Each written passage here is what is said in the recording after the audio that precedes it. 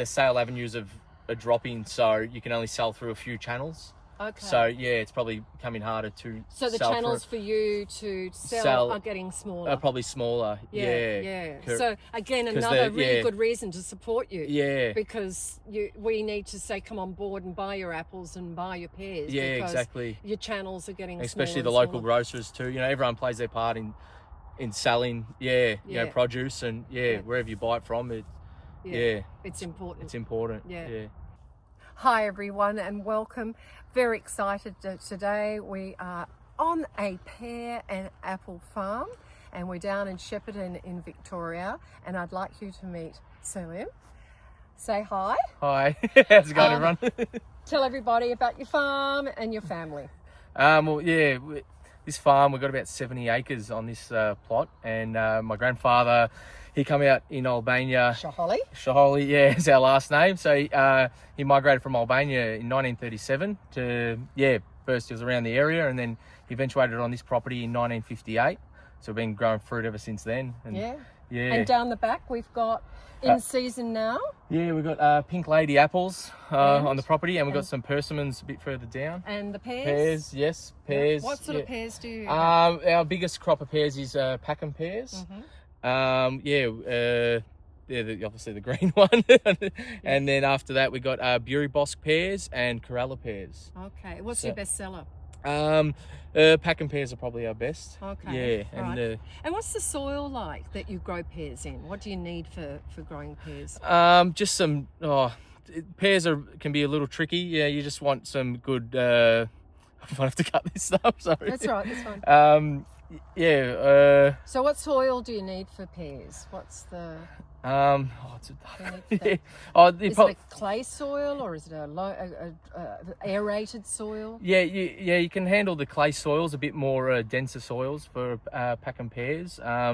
We put a bit of calcium nitrate fertilizers through them. That helps them and helps keep the fruit nice and green.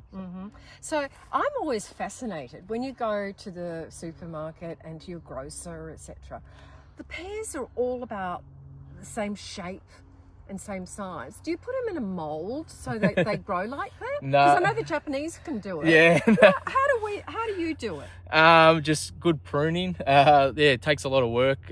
Pruning is probably the most important job on a farm, and that if you develop some nice strong buds, you can get some nice shaped fruit. So that's the biggest key. How many months is this pruning process? Pruning, so we'll be, after we finish harvest, pruning usually for about 3 months over the winter months. We're pruning all our pears and and then springtime, flowers come out. There's a lot of work there, spraying and the bees for pollination and that kind of stuff. Okay, so do you find you've got enough bees here, or do you bring bees in? No, we have to bring our own bees.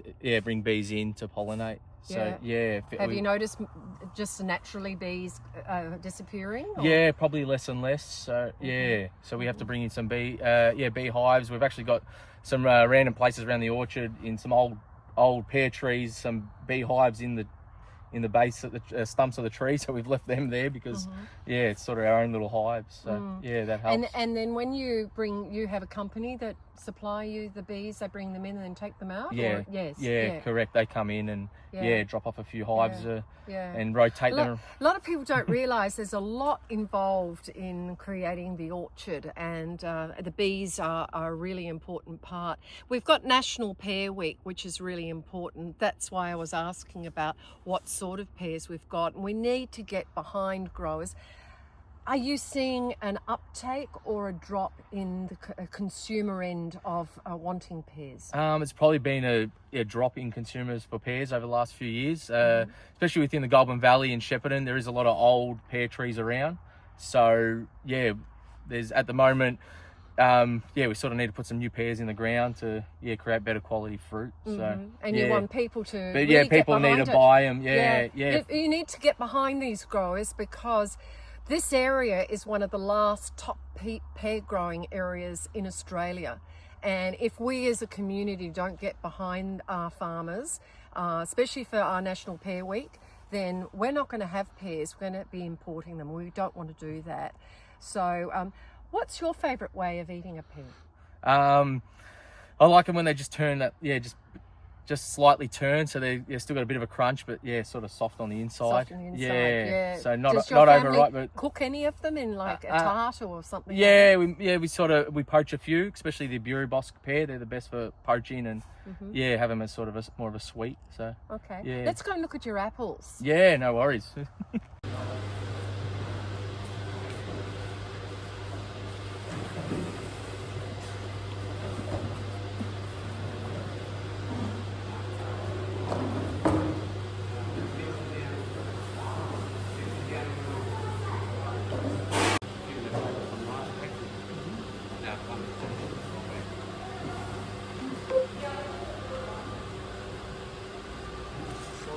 Beautiful Corettos.